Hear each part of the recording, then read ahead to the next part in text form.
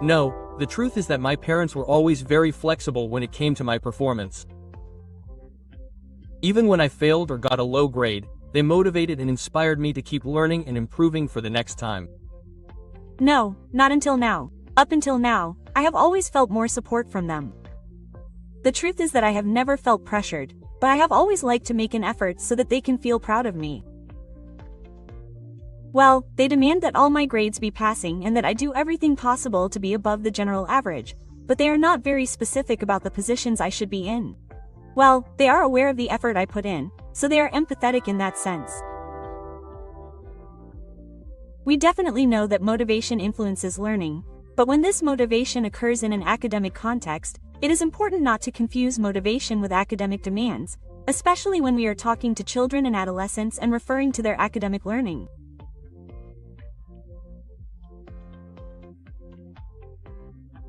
All parents and guardians know and want the best for children and adolescents, but when demands are made in an inappropriate way, it can block them and affect their mental health.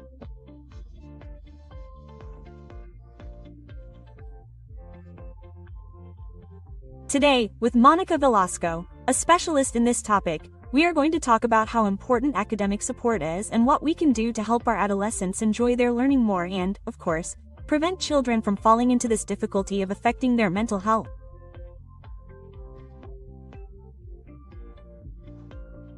I am Donnie Araujo and welcome to Cayetanamente.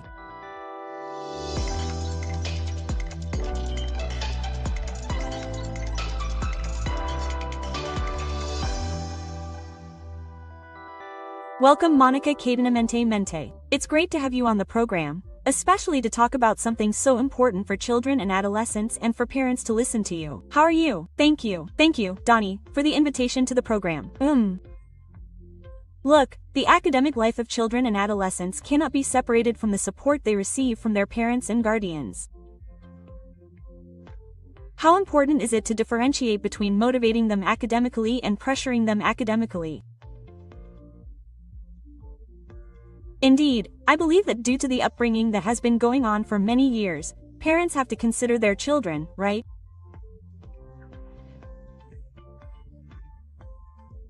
However, the strategy is to motivate them and support them, to accompany the children in this learning process at any stage. Right? At any stage, throughout the academic process that the children are going through. Because sometimes we would expect that in the short term, right? That if we push them, we will have quick success, but behind that there is a consequence, right? Right. Many parents do it because they also believe that this way they have control. Right? But it is not like that, right?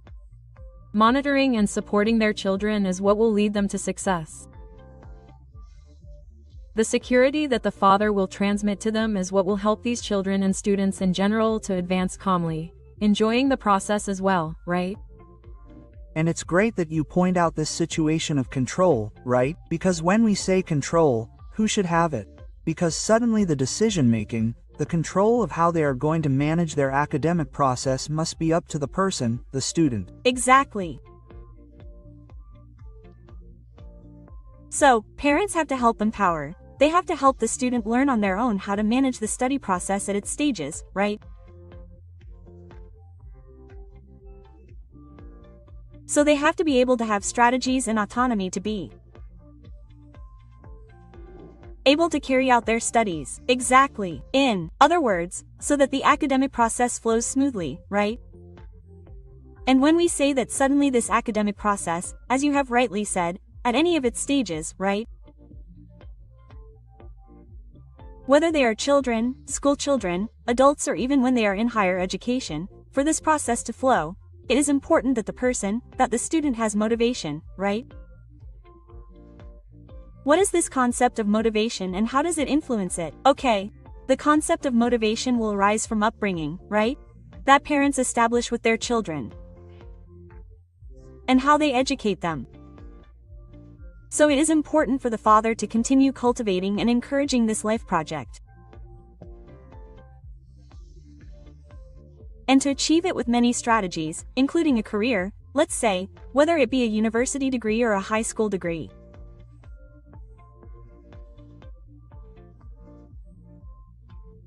So, the child is allowed to understand that in order to achieve success, they have to gather a series of information and knowledge in order to, let's say, move on to the next stages. So, that is the first thing, for parents to be able to make their children understand the importance of continuing their studies.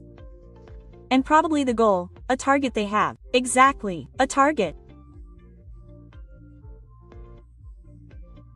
Then it is also important for the student, for parents to be able to make the students, their children, feel that this is satisfying, that this is important, so that they start to develop this more intrinsic motivation, right?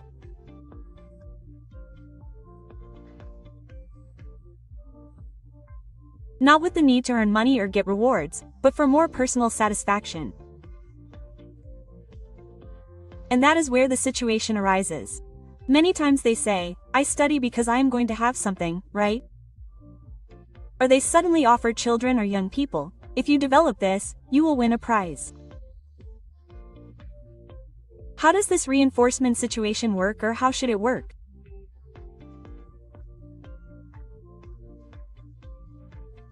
In the case of the family, reinforcements should be reinforcements that revolve around pleasant situations, such as when I can suddenly receive a prize, but a prize where I can enjoy a family day, a special meal, recognition.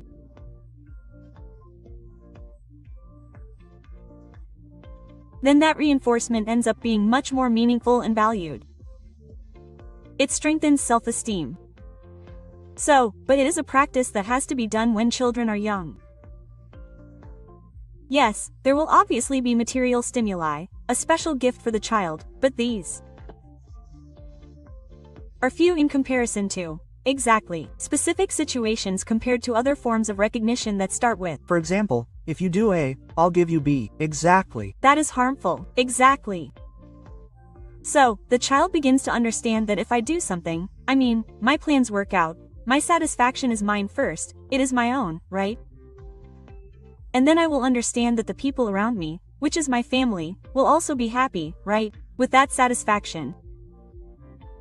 Now, there is an important aspect that is sometimes observed, and it is important not only because of the burden it carries, but also because it has an impact on children. Many times parents have expectations, right? Their own expectations, that they be the first student, right? Or they want a certain way of doing things. When there is this pressure, how much of a consequence does it have on the student? Yes, it happens that, as you rightly say, parents suddenly have dreams that they have not fulfilled, and they transfer them to their children. Yes, it is important that parents can mention some expectations, but giving the child, the student, the freedom to choose what they really want, right? These stories that parents can tell their children, I think they often serve as motivation, but as a life experience.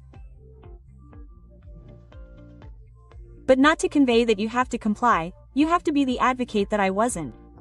Maybe. No, the fact of comparisons suddenly at that level, right? What I was, right? And comparisons in relation to siblings or comparisons with respect to their parents. How much does this harm? It harms them a lot. Basically, self-esteem, right? Basically, self-esteem because the student is in a learning process and is going to make mistakes. So, when they realize, right, through the father that they are not doing it, their self-esteem is definitely what is felt to be the one that is going to be affected because they are going to compare themselves. Because they are going to feel that they are not achieving what the other is asking of them. Of course, because probably the comparison always puts a person at a disadvantage, right? And if it is the person, the student, who is at a disadvantage, it will have more consequences than expected. Exactly. Their parents tell them more, of course, especially if it comes from comparison, right? It will affect them emotionally a lot. It is important that in an academic situation, one enjoys the academic part, right? What are those motivations and what are they associated with positive emotions that should be part of the enjoyment? Yes, I think that we should also change the way of carrying out the academic part a little bit, accompanied by, that is, by the institution itself, and now the parents are going to help. If we focus on the parents, on accompanying them, on identifying those needs that they have, which are important for the children.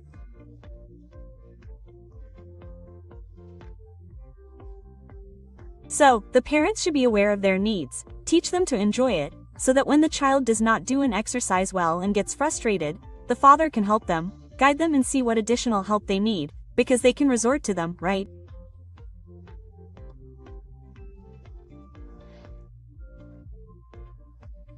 So, I think that through support, once the child knows that their father is there, that their parents are helping, the child will feel much calmer about going through the process. Of course, going through the process and sharing it, not being penalized, not hiding the grade because they will get scolded, right? Knowing that if they show it, we will find a solution. I don't have a grade, it's not a low grade, and the parents, okay, let's do this. Then they understand that there is a solution and not a punishment. But how interesting it is for the student to have that perception that their father or guardian is also a person they can trust, right? And who can show them both good grades that they can enjoy and grades where they need support. Exactly. Now the parents have to start understanding that the process is not excellent in the first stage, they are not achieved gradually, knowledge is acquired in a process. Okay, Monica, something that always catches my attention and is usually done, right? When children are very young, they are often asked, what are you going to do when you grow up, right? Some start to say, I'm going to be a vet, I'm going to be a doctor, I'm going to be a police officer. No, but behind that, what am I going to do? There is an intrinsic motivation due to some factor, some situation, but their intrinsic motivation is already there. So, how can we ensure that this motivation, throughout their psychological development, begins to have an important value for the child or young person later on? Exactly. The child who says they want to be a police officer, or a dancer, is in a wonderful process because they will first identify certain skills that they believe they have, right?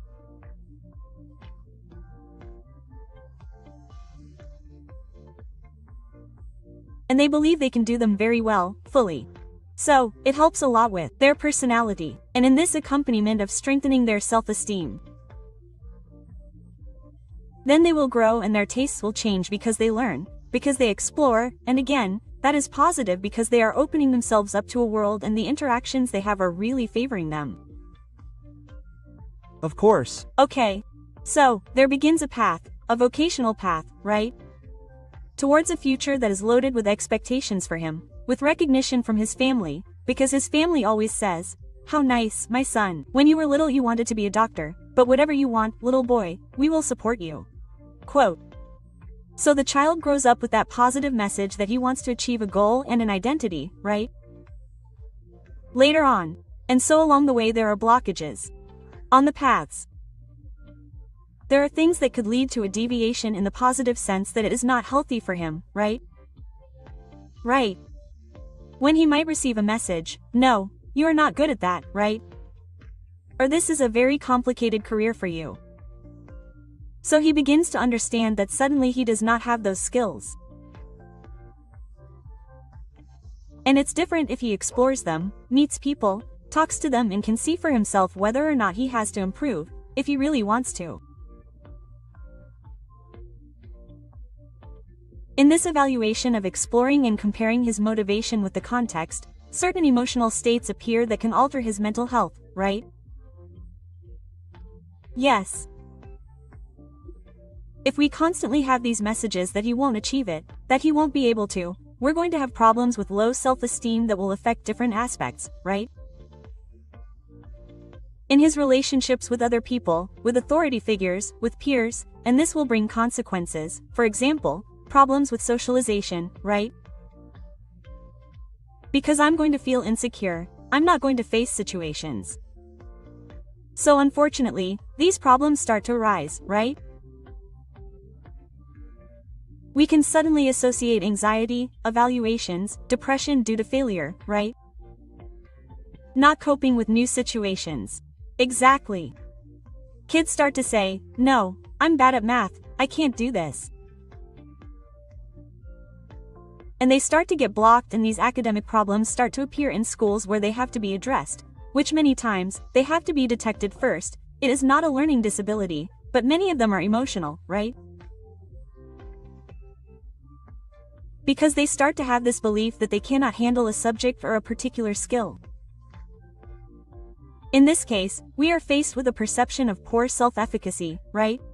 In other words, I have no resources, I am not capable, right?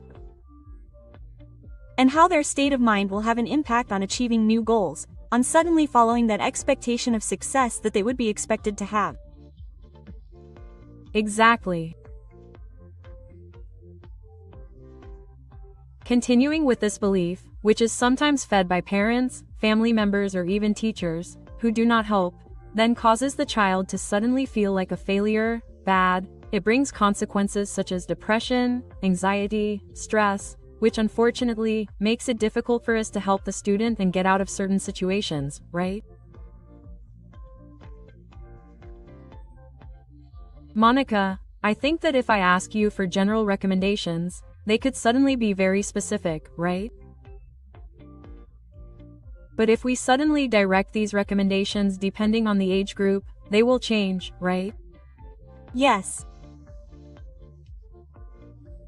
Indeed, but if we have something in common with the entire age group, from preschool, primary, secondary, and even higher education, I think it is important, first of all, that parents can assume the responsibility of accompanying their children in this learning process.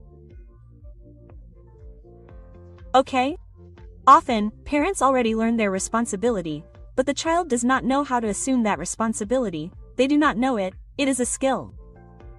So, parents have to teach how I can continue developing the skill throughout the process. How difficult is it to learn to be responsible? Learning to be responsible. Then, starting to help them develop this autonomy.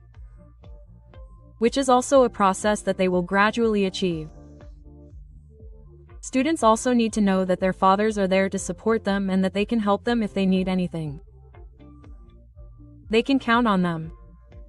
I think this information is important because many kids feel that if they don't have a father, they're going to kill me because I got this grade.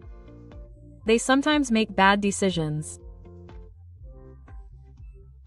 So, the involvement of parents, in their words of encouragement, in the motivation that we've talked about, in being able to guide them.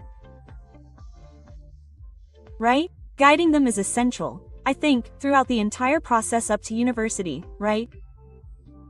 And that students can make their own decisions and evaluate what the consequences will be.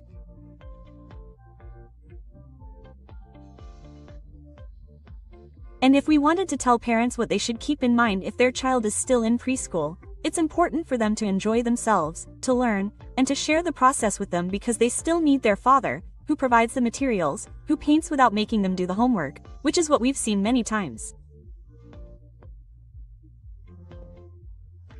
But I think that at those stages it is important for them to play, and for their support to be more recreational, more playful, to strengthen their bond, right? Exactly. And during the school stage, in the school stage, let's say, primary school, the child is learning more basic skills.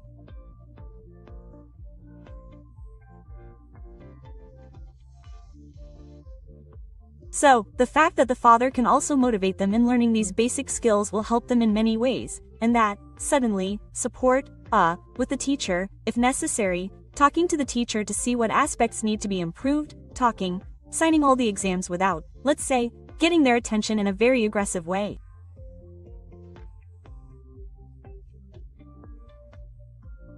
So, it is like co-academic support, right? Because they are attentive. Even at that stage the father can help them understand the subjects, right? They become a second, so to speak, a second teacher. Now, understanding that parents also have little time, right? Suddenly being able to look for spaces where they can help the kids or after seeing some help supplement. Taking into account that sometimes learning is enjoyable in the sense that you say, "How did it go?"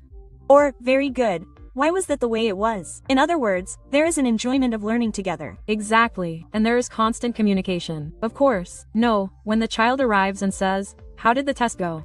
Then I am attentive to their school activities. which I imagine begins to be a little stronger when it comes to support when they are in the adolescent stage, right? Already in secondary school and the father distances himself a little and the kids no longer want this bond. How is your support in this? Even though the kids do not really want the bond with their father, the closeness, suddenly the father has to show that he is attentive, that he is interested. Okay. So the teenager does not push the father aside a little. The father also has to show that he is interested by giving him his space. Giving him his space. It's like a guiding companion, that is, it will strengthen the plan that they are going to make, the decision that they are going to make. Exactly. No, so that they know that they can count on him when they need him. And then we are in the higher stage, right? Finally, they have made their plan, they already have their guide, now they are implementing it. How important is this accompaniment even at this stage? I think accompaniment is also important, right? Because the student is going to be subjected to a situation that is quite different from the one they came in. So it is important for the student to know that they can also count on their parents even though they are adults, as they say. But the father still has to be involved from the moment they approach the university and tell me about your courses. So there will also be accompaniment, perhaps not so direct because they already have other types of schedules, but they will still be accompanying them.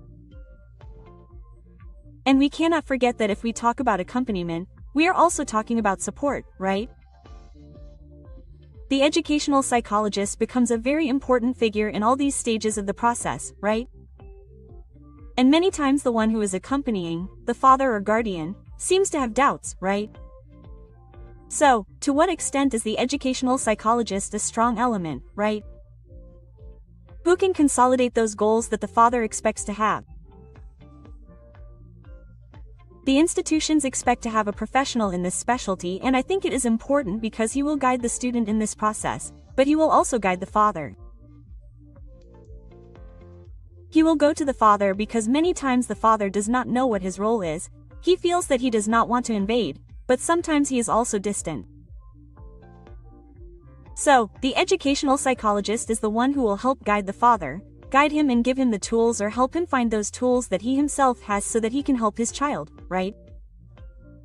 So, I think that it is essential for the educational psychologist to be present in educational spaces, right? He is a good ally. He is a good ally. And, ally, he strengthens, right? So, what should a healthy academic life be like? Exactly. So, what should a healthy academic life be like? Definitely, having parents, having constant support for their children. Constant communication with teachers and with support staff such as educational psychologists. Monica, I know that with a lot of experience in all these areas, I dare to ask you, are there any strategies that you could mention to us that can be easily practiced? And if they suddenly need more support, I know that they can go to a psychologist so that they can have support. I believe that parents must first understand that their child is not the same as them, that they have other learning styles, other rhythms, other interests. So, that will first help them understand that their child is different from them and that it is important that the way in which we support them, okay? It's going to be very specific and have tolerance to understand when the child gets frustrated, when the child doesn't understand something, doesn't do the exercise, have patience to be able to guide them, advise them, motivate them to keep studying, to not get discouraged. So the father has to be very involved and has to listen to his child's needs. And the father who needs to get involved, the father who needs to show skills, right? Who needs to support them, this father also needs to develop these skills, right? Exactly. What are they? What is difficult about the upbringing that this father may have had? So, it's not just that, let's say, the educational environment comes and tells him, but actually how the father is going to develop it. And it is understood that through this love for his son, he will learn to be able to control and develop, as you say, these skills to be able to accompany his son. So it's a commitment that goes beyond simply supporting him academically. It also goes into this commitment, right? And finally, Monica, what impact does the weakening of intrinsic motivation have on mental health? This will greatly affect students, since when students cannot do an activity to please themselves, because they find it enjoyable, they will start doing activities understanding that they have to get something more material. And these types of rewards are definitely short-term at first, okay? They end up being very superficial. And can definitely lead them to lose a bit of the light, okay? Or the guidance, let's say, that it is important to me. I want to satisfy things because they are quick, because the other person likes them. So it does affect a lot. Exactly. Their self-esteem, what they are really looking for, their interests. So, unfortunately, in the long run it can even lead to depression, right? Depression because they seek to please others or to satisfy quick things without seeking and fulfilling themselves, right? So, all these warning signs should be taken into account because if not, what we are doing is failing to prevent students' mental health. Exactly. Thank you very much, Monica. It has been very fruitful to verify how the role of the tutor or parents as companions plays a very important role in students' mental health. Thank you. I will give you an important piece of information. We know that motivation is not the same for all cases, or the reasons why we study are not due to the same causes. There is extrinsic motivation and intrinsic motivation.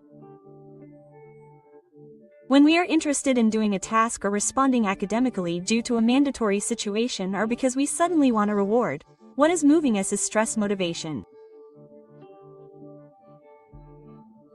But when we want to learn, we are curious or want to acquire something for ourselves, we have intrinsic motivation. Generally, when we do something for extrinsic motivation, we can achieve things in the short term, but in the long term, it will have consequences on our mental state and especially on our psychological well-being.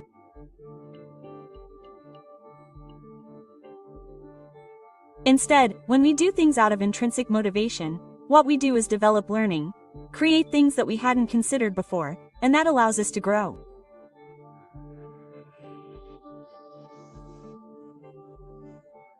It's important to consider that the most effective way to achieve a successful outcome is by sowing intrinsic motivation. Okay, now to answer the questions we have Mariela Soto de Lima who tells us, sometimes I feel that if I don't pressure my daughter, she won't study. How do I find the balance? Quote, it's important, Mariela, that you have recognized that there is a situation, a condition for her to study, right? Which in this case is the reward, or in this case, it is suddenly being pressured under certain circumstances. This is revealing to us that there is no motivation in itself, in the girl to be able to study. I think that the first thing we have to do is seek to recognize and encourage her motivation, and in that way we could find the corresponding balance that you are looking for. We also have a next question. In this case, we have Miguel's question, who tells us, my son only studies when I offer him a reward. That's bad.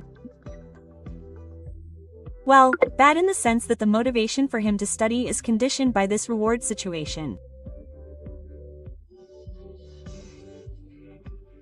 We must keep in mind that the motivation for studying enables and strengthens interest and decision-making about what he is going to learn, right? In that sense, it becomes inappropriate for him to study only because he is going to get a reward. What he is doing is motivation, or is he studying for extrinsic, external motivation and not for his own interest in being motivated? The next question is from Fernando, who writes to us from Chiclayo. He tells us, is it true that children with a lot of academic pressure can develop anxiety or depression?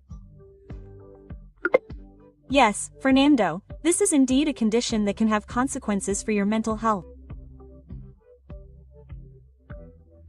People who study comprehension will learn that in order to study they have to do so, and if they don't, they will begin to fear the consequences of not doing this task.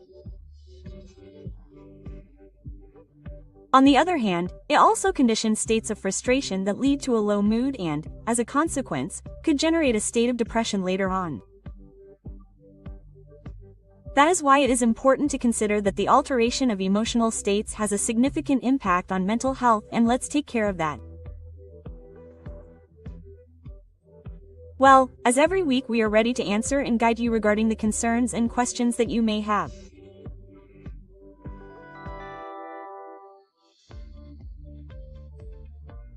In today's interview with Monica Velasco, we were able to highlight the importance of academic support, which often achieves success in students, whether they are in elementary, secondary, or even at a higher level, because it not only takes care of and provides for our mental health, but also gives them the strength so that they have adequate academic success, right?